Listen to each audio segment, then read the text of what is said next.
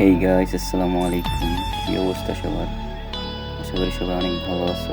আল্লাহর রহমতে আমিও অনেক ভালো আছি। আজকে নতুন একটা ভিডিও নিয়ে আসলাম গাইস।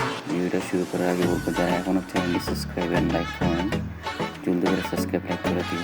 আর যারা ফেসবুক আর টিকটক থেকে দেখতেছো, সবাই ফলো আর লাইকটা করে দিও গাইস।